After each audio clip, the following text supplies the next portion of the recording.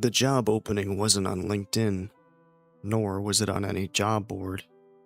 It was handwritten in blue ballpoint pen on the back of a tax receipt into the bulletin board of a 24-hour laundromat in downtown Sao Paulo. Night watchman, private sector, $18,000 a month, plus bonuses. Requirements: no family, military or security background, strong stomach, discreet. Contact the number below via telegram only. $18,000. I read the number 3 times. At the time, I was living in a boarding house room that smelled of mold and old cooking oil. My bank account had been in red for so long, the manager didn't even call me anymore. I'm an ex-military police officer, expelled from the force for excessive use of force and incompatible conduct. Official code for alcoholism. I had nothing to lose, so I sent the message.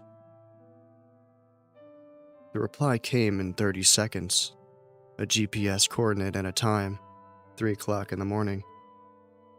The location was the underground garage of an abandoned commercial building in the Say district. I was frisked by 2 men built like wardrobes, wearing cheap suits. They took my phone, my wallet, my watch. They put a black hood over my head and shoved me into the back of a van. They drove for 4 hours. From the swaying and the smell of the earth coming through the vents, we left the city and hit a dirt road. Then we went down. We went down a lot. I felt the pressure in my ears change, like when a plane lands. When the hood was removed, I was in a white, sterile room, lit by fluorescent bulbs. Sitting at a metal table was Dr. Arantes, a thin man with gray skin and dark circles under his eyes so deep they looked like bruises. He didn't smile, he didn't greet me. He just pushed a stack of papers towards me. Level 5 Disclosure Agreement, he said, his voice dry as sand. If you tell anyone what you see here, you don't go to jail. You disappear. Your dental records vanish. Your birth certificate is erased. You never existed. Understood. What is the job? I asked, holding the pen. Politician security? Organ trafficking? Theological containment monitoring. I laughed. I thought it was a joke.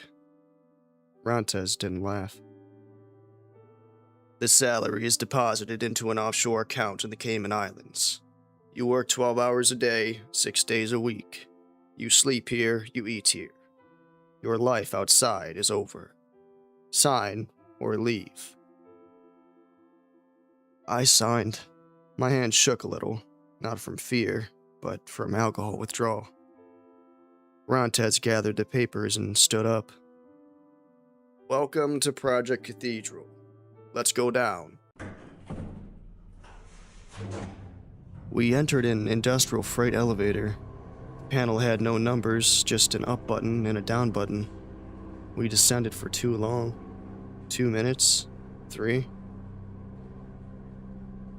We are 300 meters below the foundation of an 18th century church, Rantes explained, staring at the elevator ceiling. The church above is a facade. What matters is what's below. When the doors opened, the air was freezing. We walked down a concrete corridor lined with steel doors, fitted with biometric locks. We reached the end of the hall, a control room. It was small, claustrophobic, filled with high-resolution monitors, panels with blinking lights, and an industrial coffee maker. But the focus of the room was the window, a pane of reinforced glass, 10 centimeters thick, looking into a gray concrete cell. That is your post. Arantes pointed to the worn leather chair in front of the glass. Sit. I obeyed. I looked through the glass. The cell was a perfect concrete cube, maybe 4 by 4 meters. No furniture, no bed, no toilet. In the center, on a Persian rug that must have once been red but was now dark brown, a man was kneeling. He was facing away from me. He wore a black cassock, torn and dirty. His hair was white, thin, falling over his gaunt shoulders. He was rocking his body slightly, back and forth. "Who is he?" I asked. "We call him Father Thomas. He's 94 years old. He has been in that room for 42 years. A prisoner? Working, just like you." Rantes flipped a switch on the panel. Sound invaded the control room. It wasn't silence, it was a low, constant hum, like a swarm of bees inside a cave.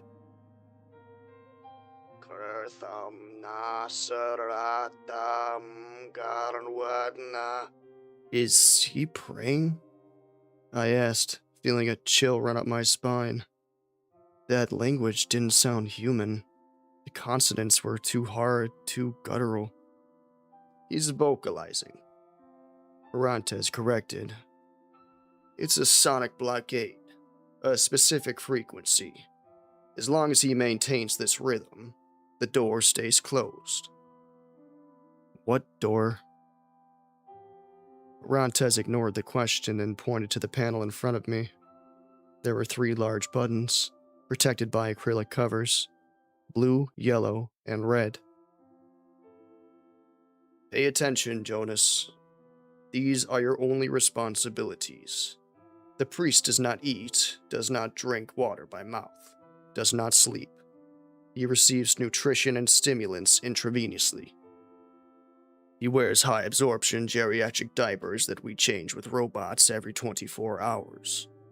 Your function is to ensure he does not stop. Ever." Orantes pointed to the blue button. "Hydration and mild stimulant. If his voice falters, if he coughs, press blue." Then he pointed to the yellow button. "Shock of adrenaline and pure amphetamine. If he stops rocking, if his head drops, if it looks like he's going to pass out, press yellow. It will hurt him a little. His heart will race to 200 beats per minute, but it will keep him awake." "And the red one?" I asked. The button was larger than the others, with a black and yellow striped warning border. Rantes looked at the cell. For the first time, I saw fear in the man's eyes. "If he dies, if the sound stops for more than 10 seconds, if you see things coming out of the floor, press red." "What does it do?" "Total incineration. The cell is flooded with flammable corrosives. Everything inside turns to ash in 3 seconds. "So that button basically kills him?" "If we reach that point, Jonas, the priest doesn't matter anymore. The red is to seal the room, to ensure nothing comes out." Orantes put a hand on my shoulder. "The first shift is 12 hours. Do not sleep.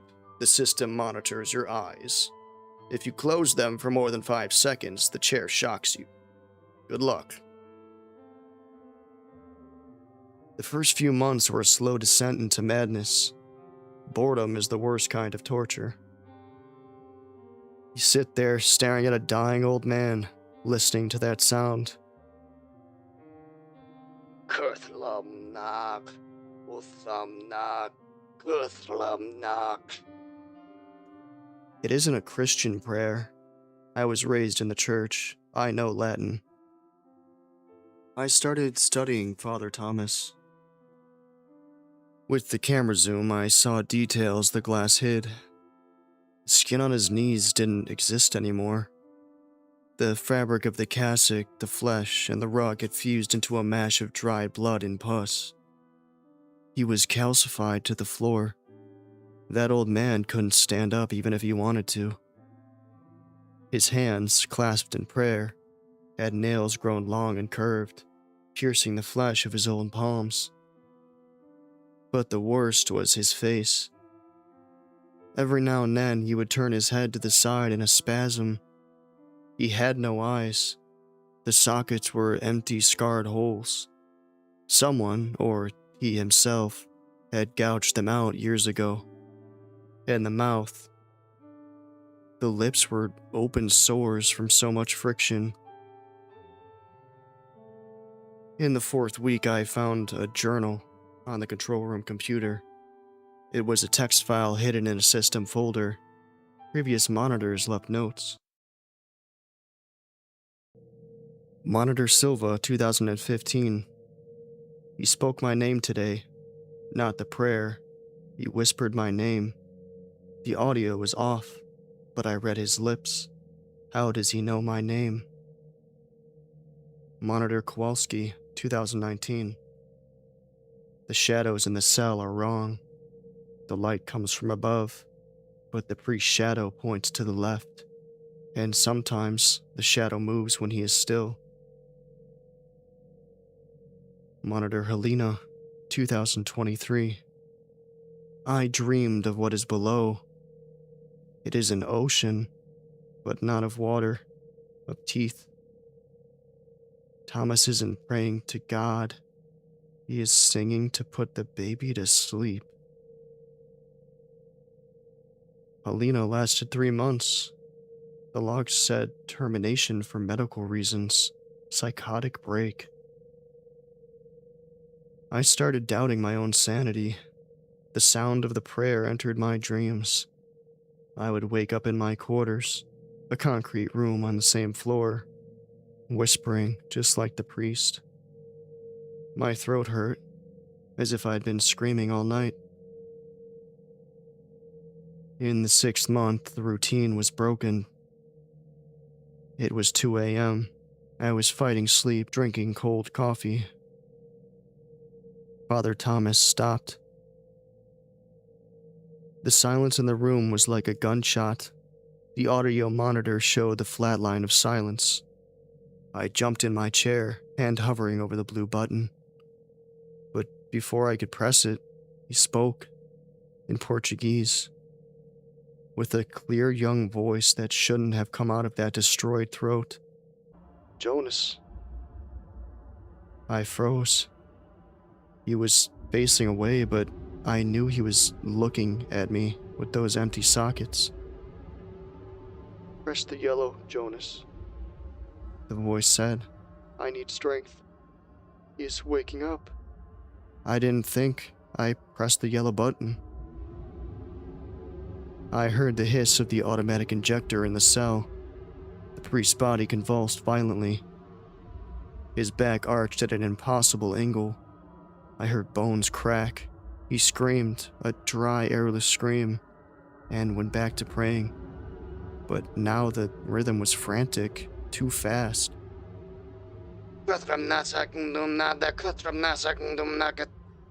He sounded like a demonic rapper. The frequency rose. The reinforced glass in front of me began to vibrate. The red phone on my desk rang. I didn't even know that phone worked. I answered. What did you do? It was Arantez's voice. He sounded like he was just waking up. He asked for it. He stopped. I followed protocol. Seismic activity level just spiked. You injected too much adrenaline.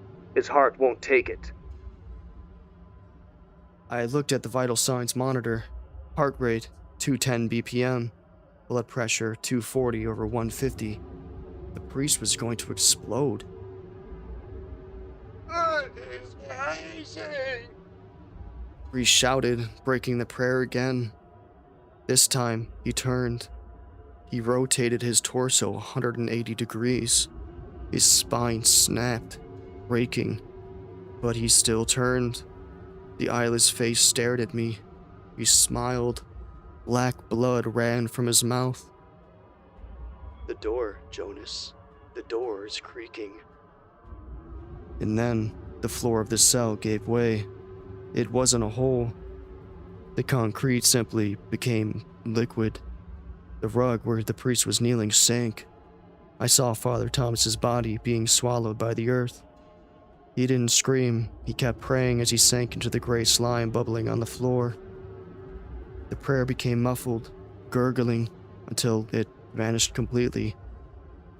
The heart monitor beeped. Flatline. The sound stopped. "Orantes?"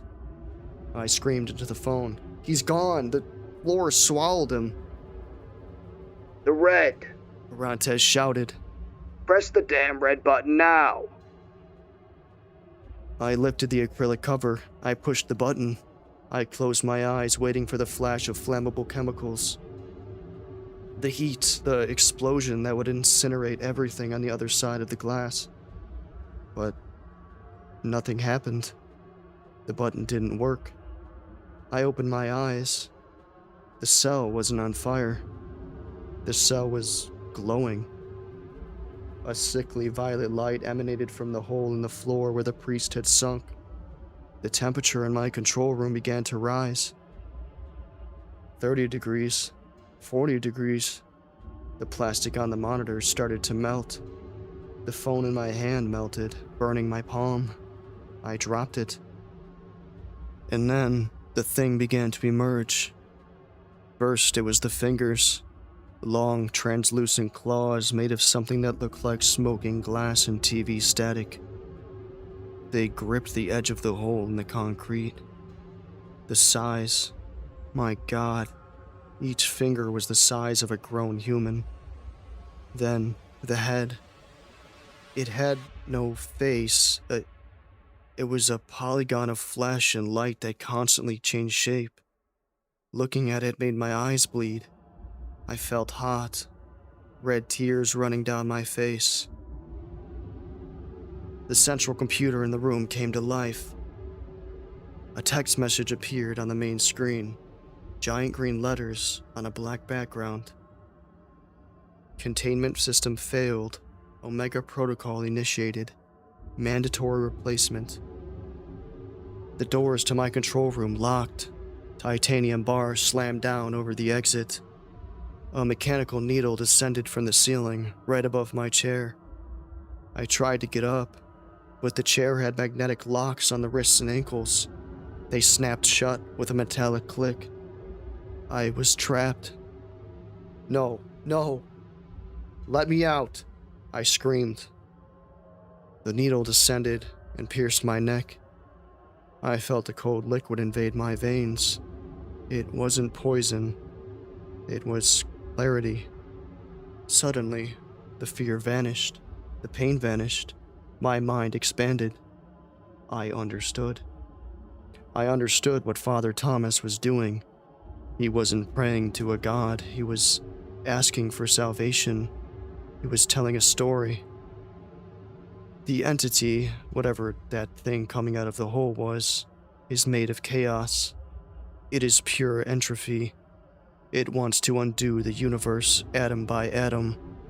The only thing keeping it trapped is order, and the purest form of order is repetition, rhythm, the word. The prayer wasn't magic, it was mathematics. A sequence of frequencies creating a physical barrier against chaos, a wall of solid sound. But Thomas had stopped. The wall had fallen. Someone needed to raise the wall again. The thing in the cell was rising. It had already occupied half the space. The concrete walls were cracking, turning to dust. If it touched the ceiling, if it touched the foundation of the church above, the world would end. Not in fire, but in silence. Everything would cease to exist. I felt the words rising in my throat. I didn't know them, but they were in the serum the needle injected. Liquid memory. The knowledge of all the monitors, of all the priests before Thomas. My mouth opened against my will. My tongue twisted into a painful knot. The sound came out ragged, weak. The thing in the cell stopped. The spinning geometry hesitated. It looked at me through the glass. I felt a crushing pressure on my brain like an ocean trying to fit into a water glass. Shut up, worm! The thing's voice echoed in my mind. It was pure murderous intent. But I couldn't shut up. The drug in my blood wouldn't let me. The biological imperative was now. Pray or die. Earthlumna, I spoke louder. The thing recoiled an inch. The black slime on the floor bubbled. It hated the sound. The sound was order. The sound was a cage. The thing let out a screech that blew out the remaining monitors in the room. Glass flew everywhere, cutting my face, but I didn't stop. The rhythm took me. My body began to rock back and forth, mimicking Thomas's movement. It was the only way to pump the diaphragm to keep my breath. The thing began to shrink. The violet light dimmed. It was being pushed back into the hole by the weight of my words. It fought. Claws scratched the reinforced glass, leaving deep gouges right in front of my face. But I kept going. It sank, slowly, inch by inch. The nightmare returned to the earth. The concrete floor, which had been liquid, began to solidify again, sealing the hole. In 10 minutes, the cell was empty. Only the dirty rug and Thomas's bloodstains remained. I sat there, panting, trapped in the chair. I waited for the doors to open.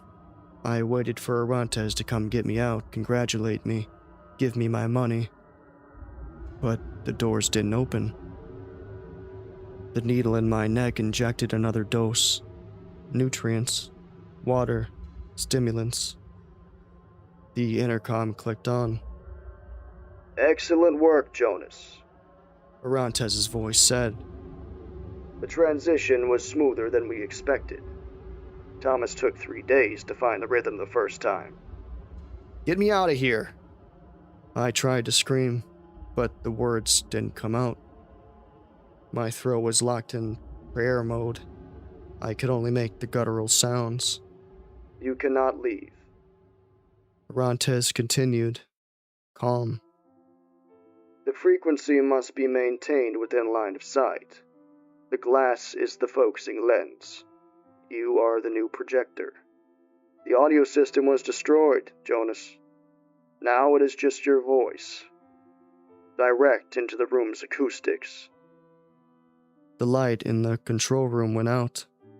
Only a dim light remained on, illuminating the empty cell on the other side of the glass.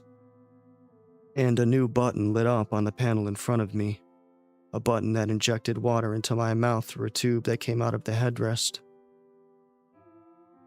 Contract was for life, Jonas. You should have read the fine print.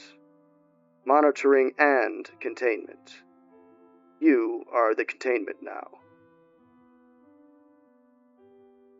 That was... I don't know how long ago. There was no clock here.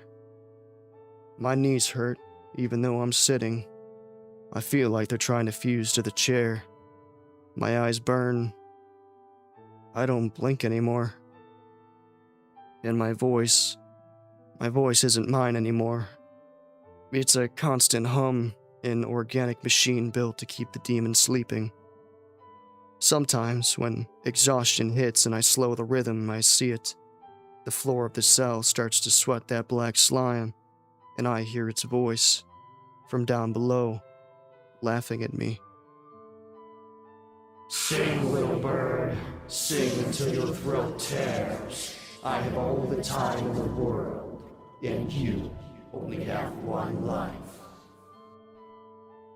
My name was Jonas. Now, I am just the sound. God help us. Never stop praying.